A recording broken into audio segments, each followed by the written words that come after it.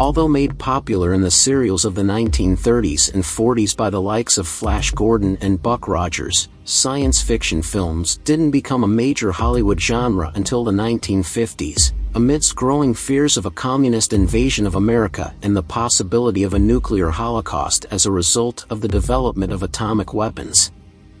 Filmmakers naturally leapt at the chance to exploit those fears in the form of alien invasions via mind control and scientists tampering with radiation to the detriment of humankind. This is mad fictional, and these are my picks for the 10 best science fiction films of the Cold War era. To qualify, the films must have been made and released between 1950 and 1960 and contain at least one of the following elements: alien invasion, mind control, atomic weapons, or researchers mucking around with radioactive materials. Let's get started.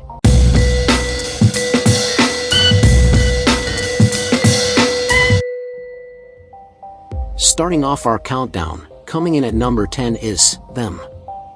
While investigating a series of mysterious deaths, Sergeant Ben Peterson, played by James Whitmore, finds a young girl, played by Sandy Desher, who is unable to speak. As Peterson joins forces with FBI agent Robert Graham, played by James Arness, and scientist Dr. Harold Medford, played by Edmund Gwenn, he discovers that all the incidents are due to giant ants that have been mutated by atomic radiation. Peterson and Graham, with the aid of the military, attempt to find the queen ants and destroy the nests before the danger spreads. This 1954 film, written by Ted Sherdman, Russell Hughes, and George Worthing Yates, and directed by Gordon Douglas, is considered one of the best creature features of the early atomic age, and even though the trailer states the menace can't be described, it's plain to see that they're ants, but I remember being pretty impressed by the effects as a kid. In at number 9 is the 1956 classic, Forbidden Planet. When Starship Commander Adams, played by Leslie Nielsen, and his crew are sent to investigate the silence from a planet inhabited by scientists, he finds all but 2 have died. Dr. Morbius, played by Walter Pidgeon, and his daughter Altera, played by Anne Francis, have somehow survived a hideous monster which roams the planet. Unknown to Adams, Morbius has made a discovery, and has no intention of sharing it, or his daughter, with anyone.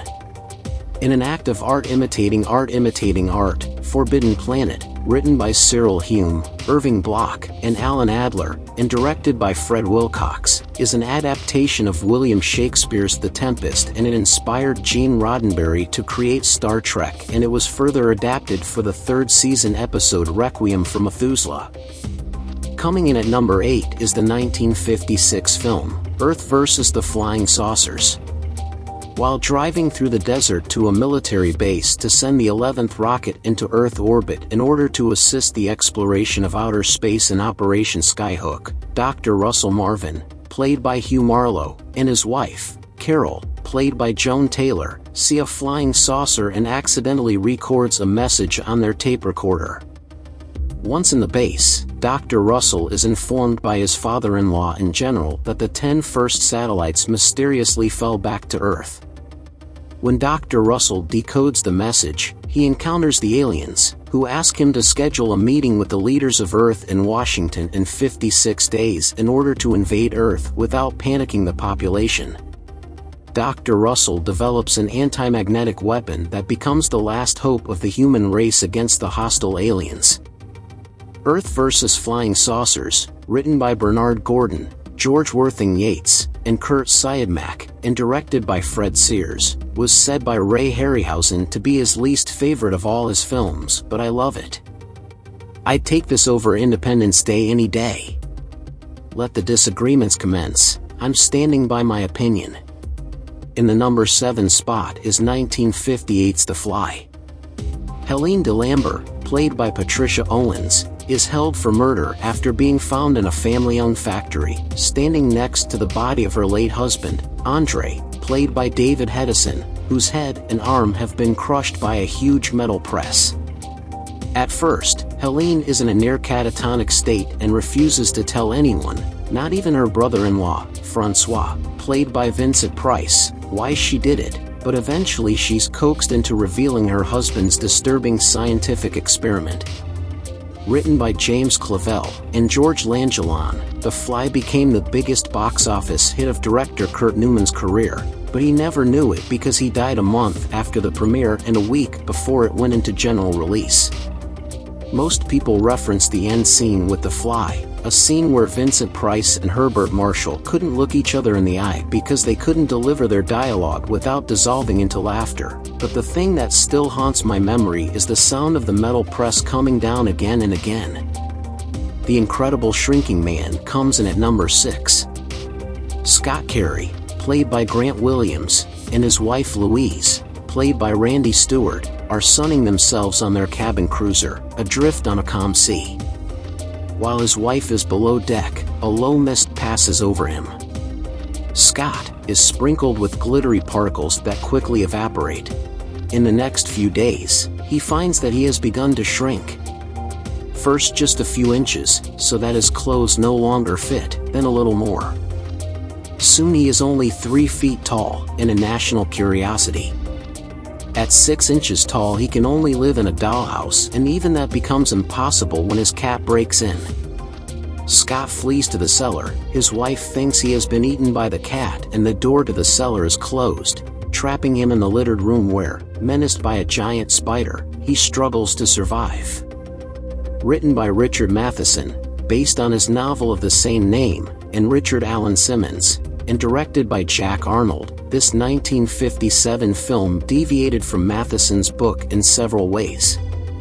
The novel itself was written as a series of flashbacks, but Universal insisted on a linear story.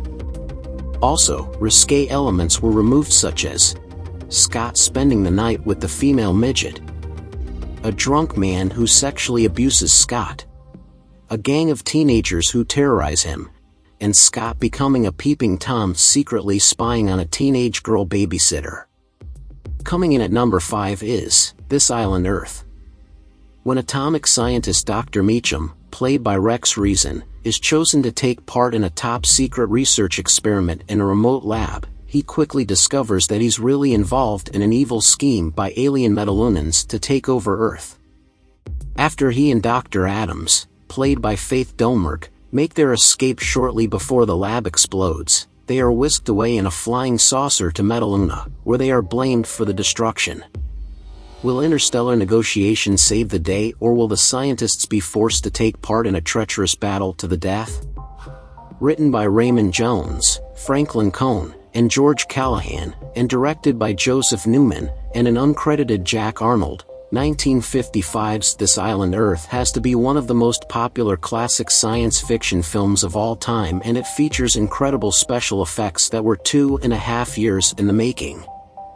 Number 4 is the 1951 classic, The Day the Earth Stood Still.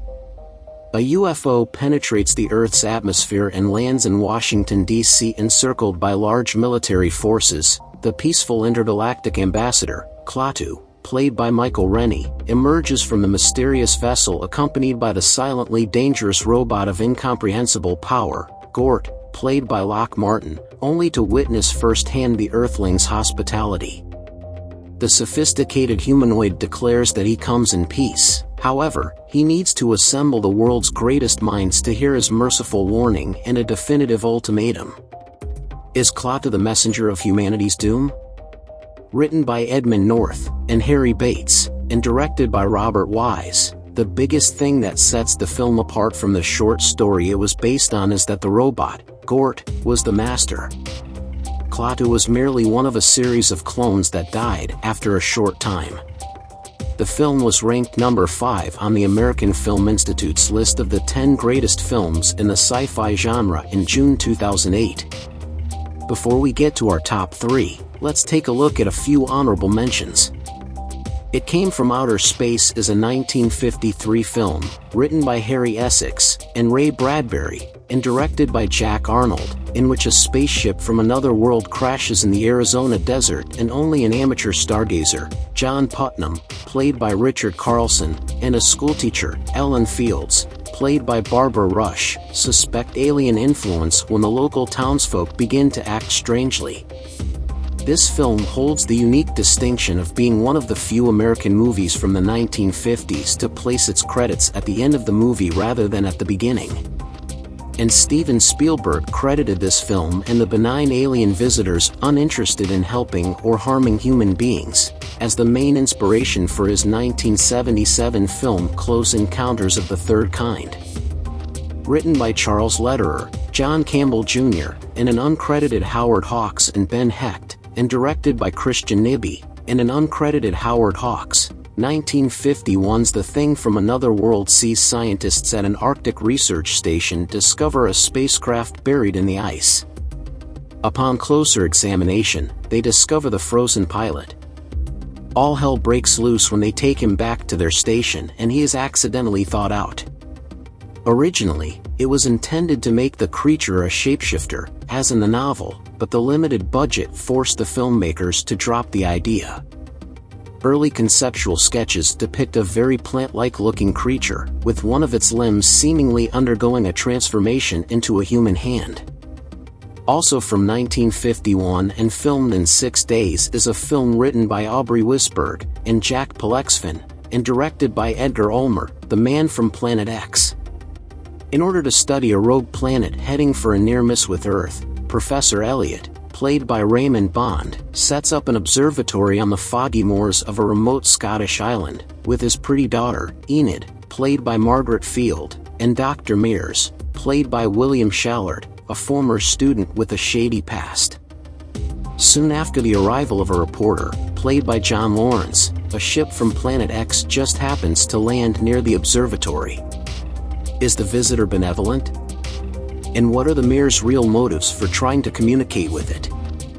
Coming in at number 3 is Invasion of the Body Snatchers.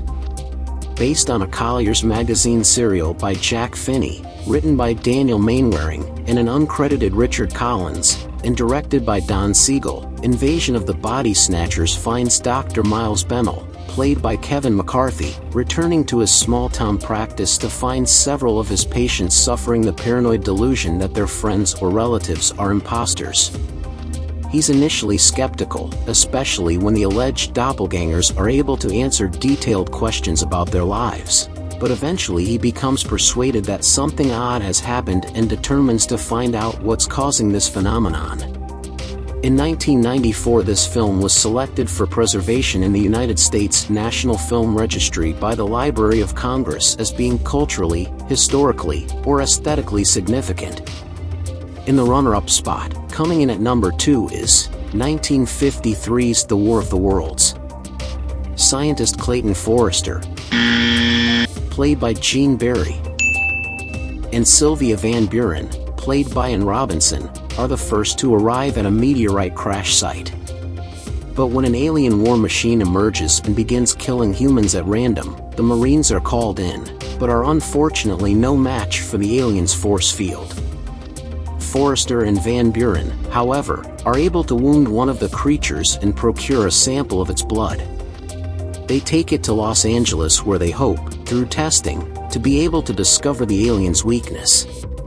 Written by Barr Lyndon, based on the novel by H.G. Wells, and directed by Byron Haskin, apparently the estate of H.G. Wells was so pleased with the final production of the film that it offered producer George Pal his choice of any other of Wells' properties, and Pal chose The Time Machine, which was released in 1960. And in the top spot is Invaders from Mars. One night, 10-year-old David McLean, played by Jimmy Hunt, sees a spaceship crash into a nearby sandpit. His father, played by Leif Erikson, goes to investigate, but comes back changed. Where once he was cheerful and affectionate, he's now sullen and rude. Others fall into the sandpit and begin acting cold, ill-tempered, and conspiratorial. David knows something diabolical is happening and enlists the aid of Dr. Pat Blake, played by Helena Carter, and astronomer, Dr. Stuart Kelston, played by Arthur Franz, who convinced the military to join them in repelling the Martian invasion. Written by Richard Blake, based on John Tucker Battle's original screenplay, and directed by William Cameron Menzies, this was actually one of the first science fiction scripts written in the 1950s, the revised version having been completed in September of 1950. The only thing I can say about this film, actually, I have a lot to say about it and you can watch that video right here on my channel, is that it scared the life out of me as a kid, which gives it a special place in my heart and will always fill the #1 sci-fi film slot. You will no doubt disagree with this list and the order in which your favorite films appear, so let us know in the comments what films we left off the list and which film would be your #1 choice. Cheers for watching, and if this video triggered a bit of nostalgia in you or helped you discover a new classic sci-fi film to watch, why not give it a thumbs up? And if you absolutely hated the video, why not be the bigger person and give it a thumbs up anyway, and prove the naysayers wrong by teaching us a lesson in the kindness of internet strangers.